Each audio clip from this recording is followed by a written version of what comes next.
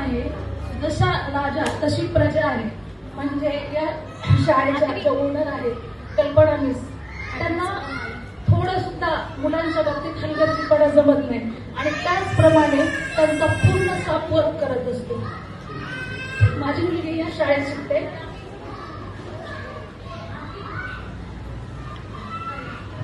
ते फक्त मुलांच्या बौद्धिक क्षमतेकडेच किंवा त्यांचा बौद्धिक विकास व्हावा याच गोष्टीकडे लक्ष दिलं जात नाही, तर मुलांच्या सर्वांगीण विकासाकडे लक्ष दिलं जातं.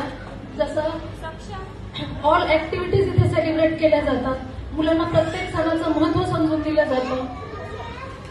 आणि आपलं एकच मुलं असतं, त्याची आपण तयारी करतो. फीडबॅक द्यायचं म्हणजे काय, आता सगळं सांगायचं. मी नेहमी सांगत असते की मॅडमचा जो काही परफॉर्मन्स आहे, जो काही त्यांनी आपल्या मुलांकडून करून घेतलेला आहे, ते एकदम म्हणजे एकदम आउटस्टँडिंग आहे.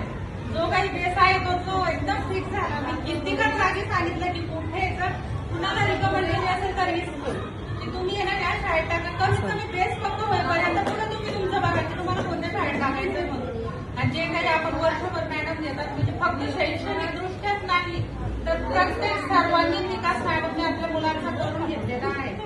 आणि असं नाही की म्हणजे ऍक्च्युअली काही पॅरेंट्स कडून की पार्शालिटी होते, कुणाकडेच लक्ष देतात, कुणी हुशार विद्यार्थी असेल त्याच्याकडेच लक्ष देतात. तर खरंच मी करते घरी आठवड्यात कसं मॅम प्रत्येक मुलाकडे त्याच देतात, त्याच मानाने लक्ष देतात.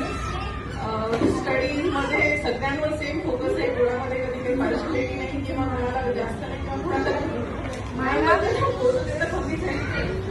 पण माझ्या मुलाचं जे बेस्ट फाउंडेशन आहे ना ते एकदम बेस्ट आहे आणि सगळ्या कन्सेप्ट क्लिअर आहे आणि त्याचा कॉन्फिडन्स म्हणजे नुसतं मी त्याला पाठवलं होतं जबरदस्त, म्हणजे खूप इम्प्रुव्हमेंट आहे म्हणजे कॉन्फिडन्स.